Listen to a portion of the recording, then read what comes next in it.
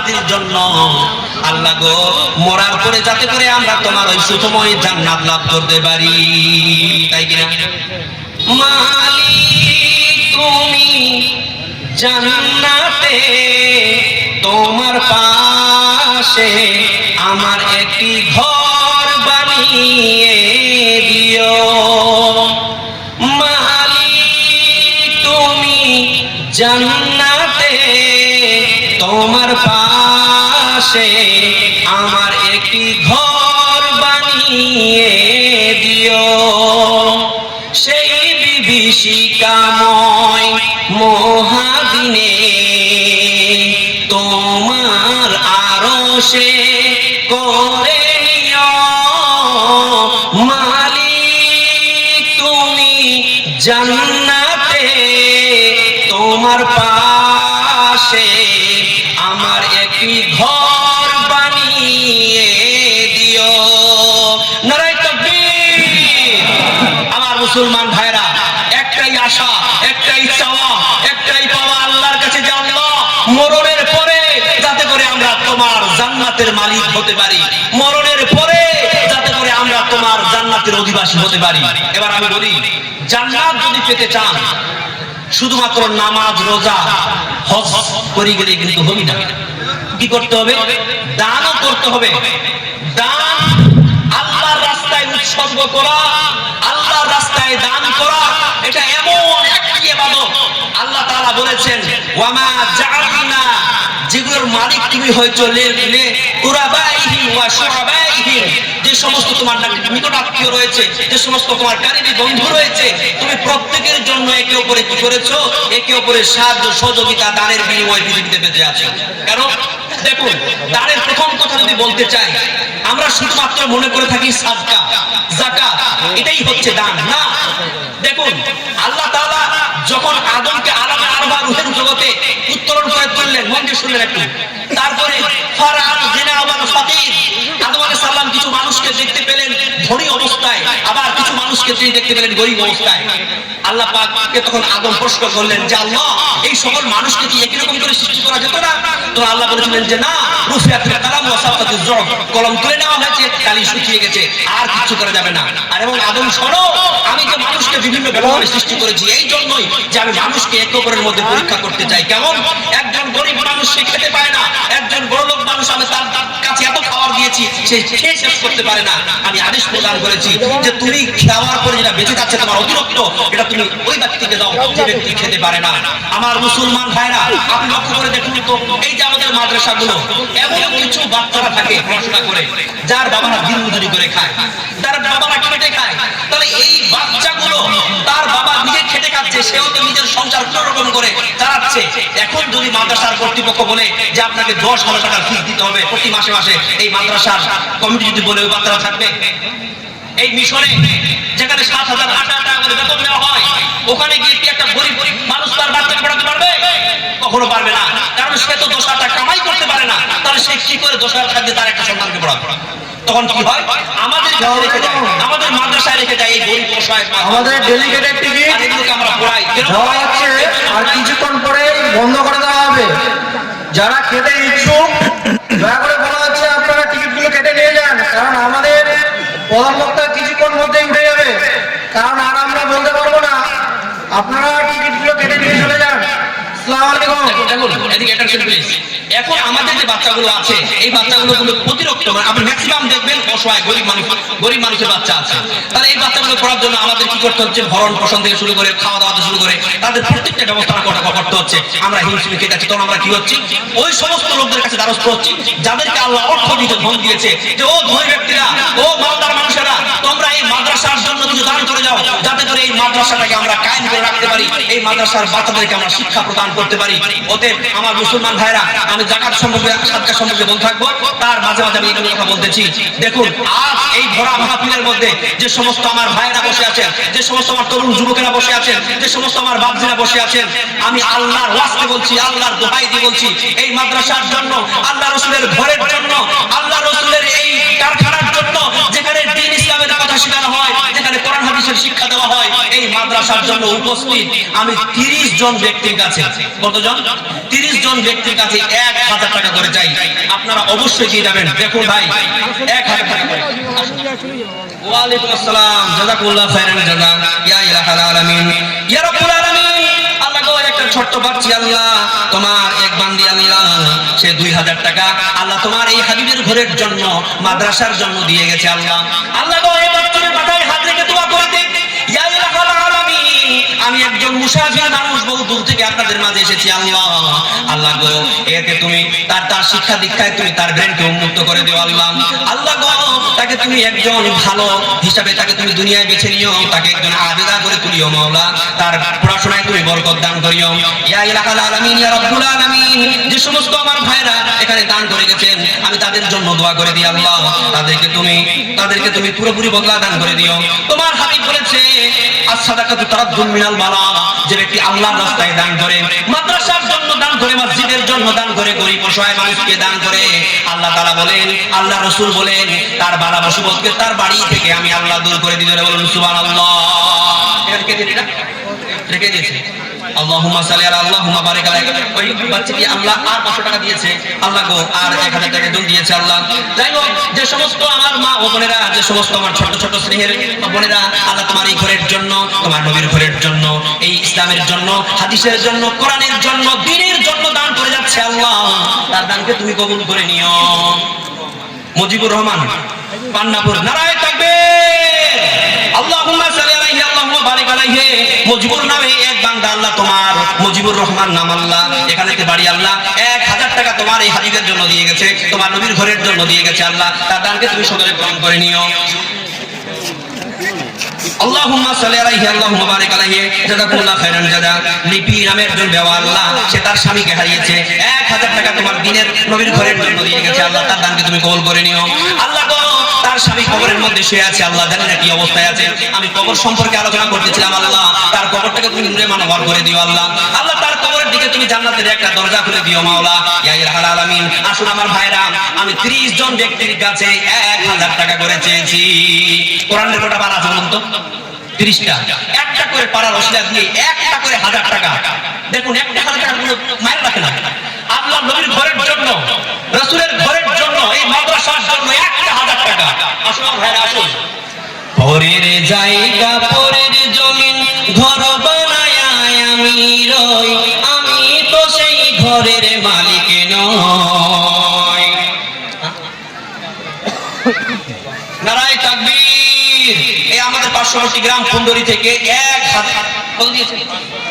1000 টাকা আসতো না নাকি? 30 টাকা আমরা পেয়েছি, পাবো না?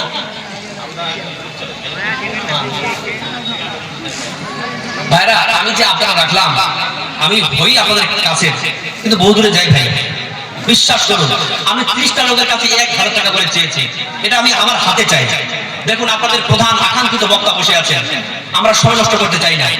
দেখুন, as-সাদাকাতু তারাদ্দুন মিনাল বালা। আপনি তো জানেন না যে আপনার বাড়িতে বালা মুসিবতের আনিত আছে কি। হয়তো আপনার বাড়িতে বালা মুসিবত আসছে, বিশ্বাস করুন, আল্লাহ কসম করে বলি, নবীর হাদিস যদি সত্য হয়, হতে পারে এই সাদকার বিনিময়ে, এই দানের বিনিময়ে আল্লাহ তাআলা আপনার বাড়ি থেকে বালা মুসিবতকে দূর করে দিতে পারেন। অতএব আমি 30টা লোকের কাছে 1000 টাকা করেছি। কোটি টাকার মালিক দেখো, অভাব হয় না দূর, গরিব ঘুমায় আরাম করে, মনটা বাহাদুর। কোটি টাকার মালিক দেখো, অভাব হয় না দূর, গরিব ঘুমায় আরাম করে, মনটা বাহাদুর। আরে ফিরাউনের লাশটা দেখো, মিশর জাদু ঘরে, খাই না মাটি, পোকা মাছি সবাই ঘৃণা করে। হৃদয়ে থাকিবে যার নম্রতা সদা, রহমত আসিবে সেটা প্রভুর ওয়াদা। বড়র বড়াই থাকলে দিলে রহমত আসবে না, নিজেকে নিজে ছোট মনে করিও সদা। উঁচু জমিন থেকে পানি নিচু জমিনে যায়, এমনি খোদার রহমত আসে নম্রতার হৃদয়। ভোগবিলাসের বাড়ি গাড়ি পড়ে রবে সব, থাকতে সময় স্মরণ করো আল্লাহ তোমার রব। নারায়ে তাকবীর। আসুন ভাই, আসুন। ইয়া ইলাহাল আলামিন, ইয়া রাব্বুল আলামিন। আরেক ভাই 50 টাকা দিয়ে গেছে তোমার এই মাদ্রাসার জন্য আল্লাহ। ইয়া ইলাহুল আলামিন, ইয়া রাব্বুল আলামিন, আল্লাহ তার দানকে তুমি কবুল করে নাও। আর একজন আল্লাহ তোমার বান্দা 100 টাকা দিয়ে গেছে, তার দানকে তুমি কবুল করে নাও। আর একজন আল্লাহ 50 টাকা দিয়ে গেছে, 10 টাকা দিয়ে গেছে। আল্লাহ গো, তুমি সকলের দানকে সদরে গ্রহণ করে নিও। আমার ভাইরা, আমার বাপজিরা যারা এখানে বসে আছেন, আমার মা ও বোনেরা, আমার কাছে কিন্তু গজলের পাহাড় আছে, একের পরে গোল করতে পারি, সময় কম গোল করতে পারবো না, তবু দুই একটা শুনিয়ে যাবো শেষের দিকে। কিন্তু তার আগে আমি শর্ত রাখছি, মা ও বোনেরা, আমি এক জলসায় গেছিলাম, শুধু মা বোনদের কাছ থেকে গজল করে আমি 50,000 টাকা উঠিয়েছিলাম, মুখের কথা নয়।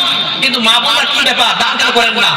আল্লাহ পাক রব্বুল আলামিনের নবী একদিন, সেটা হয়তো ঈদের দিন ছিল, একদিন তিনি পার হয়ে যাচ্ছেন, একদল মহিলার পাশ দিয়ে আল্লাহ রাসূল বললেন, ইয়া মাসারান নাসা তাসাদদাকনা ফাইনি উরিতুকুন্না মিন আকসারি আহলিন নার।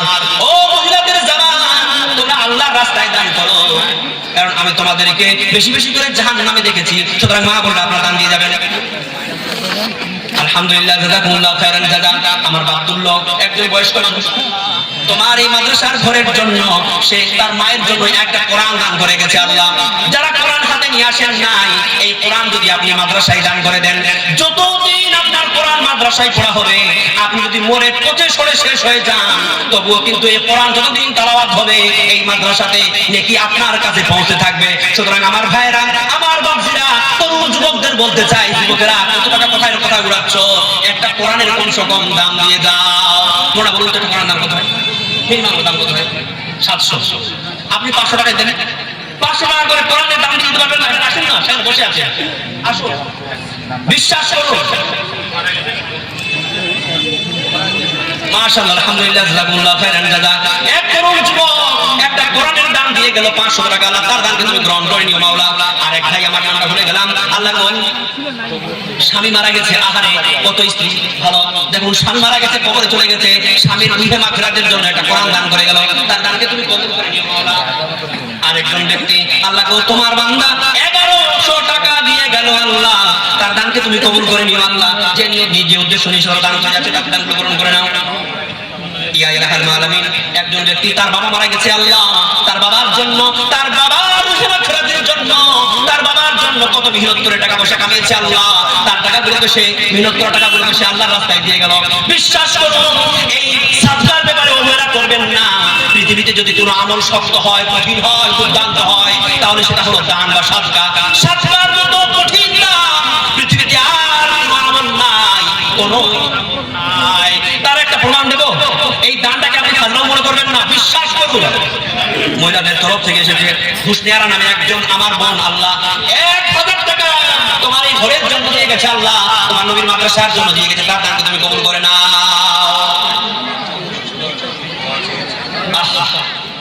ইয়া আল্লাহ, ইয়া রাব্বুল আলামিন, এক ভাই আমার দিয়ে গেল, আল্লাহ আমার বোন হবে, ওই ছত্রঘাটিতে বাড়ি, আমার দুলা ভাই, আল্লাহ 500 টাকা দিয়ে গেল। আল্লাহ গো, আমার বোন তুমি ব্যবসা বাণিজ্য তারা কি দিয়ে দিও, আল্লাহ গো, সে কাঠের ব্যবসা করে, গাছের ব্যবসা করে, তার ব্যবসায় তুমি বরকত দিয়ে দিও। আল্লাহ, সে অত দূর থেকে এসে আপনাদের মাদ্রাসার জন্য 500 টাকা দিয়ে গেছে, আল্লাহ।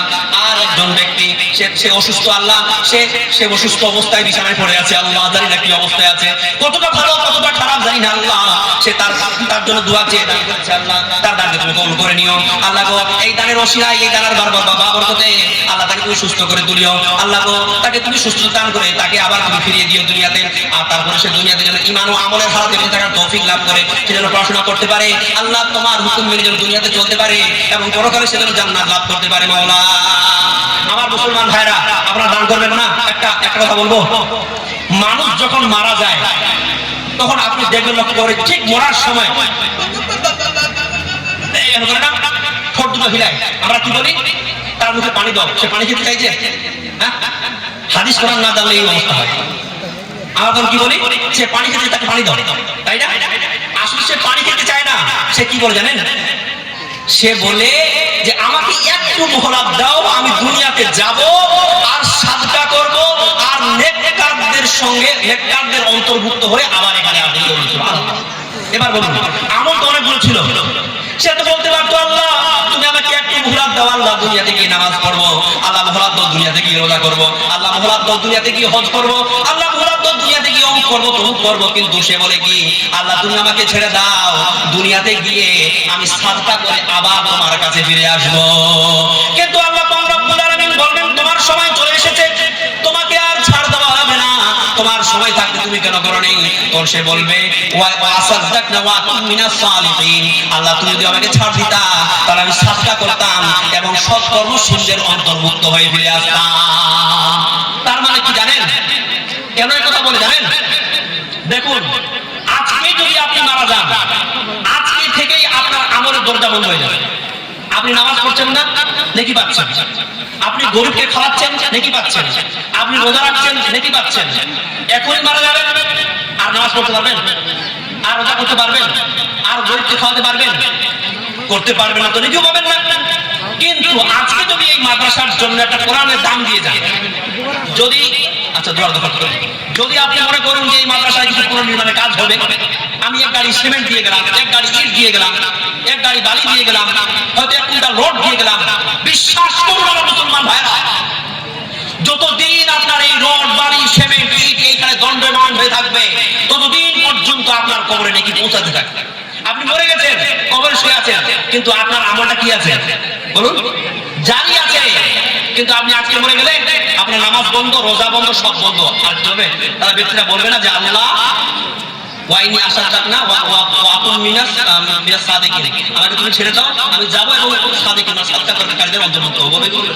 কারণ সবাই জানে মৃত্যু মুখে পতিত হওয়ার পর যে সাদকা করার মতো, দান করার মতো গুরুত্বপূর্ণ আমল পৃথিবীতে দান নেই। সুতরাং আমার মুসলমান ভাইরা, এই দানকে অবহেলা করবেন না। আল্লাহ পাক রব্বুল আলামিনের নবী একটি হাদিসের মধ্যে বলেন, আস-সাদাকাতু তুতফিউল খাতিয়াতা। আল্লাহ পাক রব্বুল আলামিনের নবী বলেন, যদি তুমি সাদকা করো, দান করো, আল্লাহ পাক রব্বুল আলামিন তোমার বিগত জীবনের গুনাহগুলোকে মোচন করে দেবে। জোরে বলুন সুবহানাল্লাহ। কার কথা এটা? আল্লাহ নবীর কথা, আমি বানিয়ে বলি নাই। কেমন করে আল্লাহ পাক রব্বুল আলামিন তোমাদের বিগত জীবনের গুনাহগুলোকে মাফ করবেন? কামা ইউতফিউল মান নার, যেভাবে পানি আগুনকে নিভিয়ে দেয়। জোরে বলুন সুবহানাল্লাহ। পানি আগুনকে নিভিয়ে দেয় কি দেয় না? তো পানি যেভাবে ছিটালে আগুন নিভে যায়, আপনি যদি দান করেন তাহলে দানের বরকতে তেমনিভাবে আপনাদের গুনাহগুলো মুছে যাবে, নিভে যাবে। তাহলে এত ফজিলত পাওয়ার পরেও যদি আপনি দান না করেন, তাহলে আমরা ভুল করতেছি না ভাই? সুতরাং আমার মুসলমান ভাইরা, যাদেরকে আল্লাহ ধন দিয়েছে, মাল দিয়েছে, ধন সম্পদ দিয়েছে, টাকা দিয়েছে, আপনারা বখিলি করবেন না, খবরদার বখিলি করবেন না। কারণ বখিলের পরিণাম বড়ই খারাপ। বখিলি করবেন না। আল্লাহ আপনাকে ধন দিয়েছে, মানে আল্লাহ আপনাকে ধন দিয়ে পরীক্ষা করছে। আপনি ধনগুলোকে, টাকা পয়সাগুলোকে উন্নত করে আপনি এই মাদ্রাসার জন্য ঢেলে দিন। ইনশাআল্লাহ যতদিন এই মাদ্রাসা টাইম থাকবে, ততদিন আপনার কাছে নেকি পৌঁছাবে। দুনিয়া থাকা অবস্থায় পৌঁছাবে, আর দুনিয়াতে যদি কবরে চলে যান তবুও পৌঁছাবে। লাভ হলো কি হলো না? অবশ্যই। দেখুন, বখিলি করবেন, এটা বখিলের গল্প হলো, ছোট করে বলছি। বখিলি করবেন না। বখিলের উপরে একটা গল্প বলছি, বন্ধু শুনুন। এক গ্রামে একটা বখিল ছিল। কি বড় মাপের বখিল! ওই বখিলটা পায়খানা করতো না। কেন জানেন? কারণ পায়খানা করলে তো খেতে হবে, তো খেলেই তো খরচা। তো সে খরচ করবে না বলে সে কি করতো না? পায়খানা করতো। বারাকাল্লাহ, জাযাকাল্লাহু খায়রান জাযা। যাক, গল্পটা বলি শুনুন। গ্রামে এক বখিল ছিল, পায়খানা করতো না। কি জন্য? পায়খানা করলে খেতে হবে, টাকা খরচ হবে। এত বড় মাপের বখিল ছিল। আবার ওই গ্রামে একটা প্রধান ছিল। ওই প্রধানের কিন্তু হঠাৎ অসুখ এসে গেছে। প্রধান অসুস্থ হয়ে গেছে। এবার ডাক্তার বলেছে প্রধানের রক্ত লাগবে। এবার প্রধানের রক্তের যে গ্রুপ, এটা কিন্তু কার সঙ্গে ম্যাচ করতেছে না, ওই বখিলের রক্তের সঙ্গে ম্যাচ করে গেছে। প্রধান তখন বলছে, ঠিক আছে, ওই বখিলটাকে নিয়ে এসে তারপরে রক্ত বের করে। এবার বখিল বলছে, আল্লাহ, আমার শরীর থেকে রক্ত বের করে নেওয়া হবে? আরে না না না, এটা বলবে না। আরে বাবা, আমি খরচের জন্য আমি পায়খানা পর্যন্ত করি না, আর আমার শরীর থেকে রক্ত বের করে নেওয়া হবে? আমি তো বড় দুর্বল হয়ে যাবো। না না না, করা যাবে না। প্রধান বলে কথা, টেনে বেরিয়ে চলবে কি? প্রধান তখন জোরপূর্বক তাকে টেনে নিয়ে এসে বিছানায় শুয়ে দিয়েছে। একদম শুরু করে ঠিক করে একটা রক্ত বের করে নিয়েছে। বের করে নেওয়ার পর প্রধান এবার মনে মনে ভাবে যে গরিব মানুষ, রক্ত তো নিলাম, একটু টাকা দিই।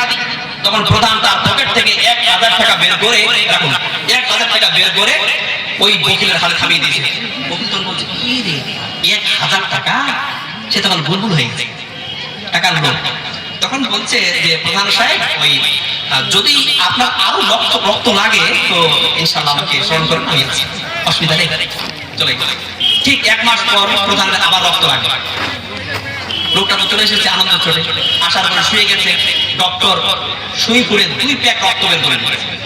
বের করে নেওয়ার পর এবার ওই বকিল মানে এভাবে হাতটা মোছাচ্ছে। তার মানে ও ভাবছে যে প্রধান সাহেব হিসাবটা একটু বুঝিয়ে দিন। তখন প্রধান সাহেব যে কি পকেট থেকে 1 টাকা বের করে 1 টাকার একটা কয়েন বের করে তার হাতে দিয়ে দিয়েছে। প্রধান সাহেব কি করলেন, এর আগে আপনি 1 প্যাক নিলেন তো 1000 টাকা দিলেন, এবার তো 2 প্যাক, তার মানে 2000 টাকা হবে না, আপনি 1 টাকা দিলেন মানে। তখন প্রধান বলছে কি করবো রে বকিল, তোর রক্ত আমার শরীরে যাবার পরে আমি নিজেও বকিল হয়ে গেছি। বুঝা গেল? আসলে এই হচ্ছে বকিলের চরিত্র। আমরা তো নিজেরাই বকিল, আবার অন্য কাউকে আমরা বকিলতা করার আদেশ প্রদান করি। আমার সংস্পর্শে যে থাকে তাকে আমি আদেশ করি যে দেখো এই মাদ্রাসা মসজিদ এই কমিটির লোকগুলো তো হইচই করতেছে, দান করতে পারে, দান করতে লাভ নেই, এই করে মানুষ আমাদের ভড়কাচ্ছে। বিশ্বাস করুন আমার মুসলমান ভাইরা, আল্লাহ পাক রব্বুল আলামিন স্পষ্ট হাদিসের মধ্যে বলেছেন লা ইয়াদখুলুল জান্নাতা, জান্নাতে প্রবেশ করবে না 3 শ্রেণীর মানুষ, তার মধ্যে থেকে একটা হচ্ছে আল বাখিল, বকিল। বকিল কাকে বলে? যাকে আমার ধন সম্পদ দিল, সে টাকাগুলোকে ধন সম্পদগুলোকে সে বাড়িতে রাখলো, কিন্তু সে কি করলো না, আল্লাহর রাস্তায় ব্যয় করলো না, তাকে বলা হয় বকিল। আমার মুসলমান ভাইরা, বকিল হবেন না, বকিলিগিরি করবেন না, বকিল হবেন না, উন্মুক্ত হস্তে আল্লাহর রাস্তায় দান করুন। অবশ্যই আল্লাহ তাআলা আপনাদের এই দানগুলোকে কবুল করে নেবেন। আসুন আমার ভাইরা, আসুন। পর্দা পর্দা করে আলেম পর্দা কেহ বুঝে না, নারীর পর্দা উঠে গেল দেখে টিভি সিনেমা। পর্দা পর্দা করে আলেম পর্দা কেহ বুঝে না, নারীর পর্দা। মহিলাদের উদ্দেশ্যে বলা হচ্ছে আপনারা রাস্তাটা ছেড়ে দাঁড়ান, আপনারা হয় প্যান্ডেলের ভিতরে যান, না হলে জায়গা ছেড়ে দাঁড়ান, রাস্তা জাম করবেন না। মহিলাদের উদ্দেশ্যে বলা হচ্ছে যারা রাস্তায় দাঁড়িয়ে আছেন রাস্তাটা সাফ করেন। আসসালামু আলাইকুম। আসুন আমার বোনেরা, আমার ভাইরা, যারা আপনারা দিতে চান আসুন। 10 মিনিটের মধ্যে বন্ধ করে দেওয়া হবে। যদি আপনারা খেতে চান আপনাদের খেয়ে প্রধান নিতে পারেন। বক্তা আছে, আপনাদের প্রধান বক্তা আছে, যারা আপনাদের আকাঙ্ক্ষিত বক্তা, অতএব আপনারা দেরি করবেন না, অবশ্যই দিয়ে যাবেন। মা বোনরা আপনারা যেখানে থাকুন না কেন অবশ্যই দানের পর্বটাকে শেষ করুন, তাড়াতাড়ি করে আপনারা এই মাথার জন্য দিয়ে জানিস না কিছু। আমি আপনার জন্য একটা গজল বলতেছি, আমি চাই এই গজল চলাকালীন আমার হাতে কিছু না কিছু দান আসবে। যদি পর্দায় থাকো গো ঘরে শান্তি আসবে গো, যদি পর্দায় থাকো গো ঘরে শান্তি আসবে গো, যদি বোরখা পড়ো গো কত ভালো দেখাবে গো, নামাজ পড়ো রোজা রাখো আর স্বামীর সেবা করো, কবর শান্তি হবে আবার জান্নাত পাবে গো, যদি পর্দায় থাকো গো ঘরে শান্তি আসবে গো, যদি বোরখা পড়ো গো কত ভালো দেখাবে গো, নামাজ পড়ো রোজা রাখো আর স্বামীর সেবা করো, কবর শান্তি হবে আবার জান্নাত পাবে গো, যদি পর্দায় থাকো গো ঘরে শান্তি আসবে গো, যদি বোরখা পড়ো গো কত ভালো দেখাবে গো, তুমি তেমনি ভাবে চলো নারী যেমনি মা ফাতেমায় চলেছেন জীবন ভরি, তুমি তেমনি ভাবে চলো নারী যেমনি মা ফাতেমায় চলেছেন জীবন ভরি, কোরআন হাদিসের বিধান মতে যদি জীবন তারে গড়, মা ফাতেমার সাথে তুমি জান্নাত থাকবে গো, যদি পর্দায় থাকো গো ঘরে শান্তি আসবে গো, যদি বোরখা পড়ো গো কত ভালো দেখাবে গো, তুমি হাসরে হবে গো আসামি, তবে পর্দায় থাকলে মুক্তি পাবে তুমি, তুমি হাসরে হবে গো আসামি, তবে পর্দায় থাকলে মুক্তি পাবে তুমি, তুমি বেপরদাতে চললে পরে, তুমি বেপরদাতে চললে পরে ধ্বংস হবে, পর্দার সাথে থাকলে তোমার সম্মান বাড়বে গো, যদি বোরখা পরো গো কত ভালো দেখাবে গো। আসুন আমার ভাইরা, মা ওখানে আসুন। বারাকাল্লাহু আল্লাহুম্মা সাল্লি আল্লাহুম্মা বারিক আলাইহি ইয়া রাব্বাল আলামিন। আল্লাহ গো 2000 টাকা মা বোন দিয়েছেন। মা বোনের পক্ষ থেকে গজল বলতে এগুলো পেলাম নাকি? যাই হোক, মা বোনদের পক্ষ থেকে 2000 টাকা এসেছে। আল্লাহ তাআলা দান কবুল করে নাও। আরেকটা গজল বলবো আমার মা বোনের, মা বোনা শুনুন, এই গজল বলা চলাকালীন আমি 1000 টাকা চাই। শুনুন। শরম লাগে আজ বলতে আমার, পর্দার নামে আজ আহা কি বাহার। শরম লাগে আজ বলতে আমার, পর্দার নামে আজ আহা কি বাহার। পার্কে বা বাজারে দেখা যায় হাজারে, পার্কে বা বাজারে দেখা যায় হাজারে, বিনা পর্দায় ঘুরে বংটায় আমার। শরম লাগে আজ বলতে আমার, পর্দার নামে আজ আহা কি বাহার। শরম লাগে আজ বলতে আমার, পর্দার নামে আজ আহা কি বাহার। ফেসবুক শুনুন আমার মা ও বোনেরা, আসুন যে সমস্ত আমার ভাইরা দান করতেছেন অবশ্যই আল্লাহর কাছে দোয়া করি। আসুন আপনাদের দানকে আল্লাহ তাআলা সদরে গ্রহণ করুন। আমার মা ও বোনেরা, আমার বাপজিরা, অবশ্যই আমার পরে যে বক্তা আসছেন তিনি আপনাদের মাঝে এই মাদ্রাসার জন্য অবশ্যই যদি চাইবেন অবশ্যই আপনারা মুক্ত হস্তে দান করবেন। আমি এতক্ষণ ধরে আপনাদের মাঝে যেগুলো আলোচনা করলাম অবশ্যই কোরআন এবং হাদিস থেকে আলোচনা করার চেষ্টা করেছি। তবুও যদি মুখ ফসকে কিছু মিস ইনফরমেশন বেরিয়ে যায়, আমি আল্লাহর কাছে দোয়া করি যাতে করে আল্লাহ পাক আমাদের স্মৃতিপট থেকে সেগুলোকে মুছে দেন এবং যেগুলো সহিহ সেগুলোর প্রতি আমল করার তৌফিক দান করেন। আমিন। ওয়া আখির দাওয়ানা আলহামদুলিল্লাহি রাব্বিল আলামিন। আসসালামু আলাইকুম।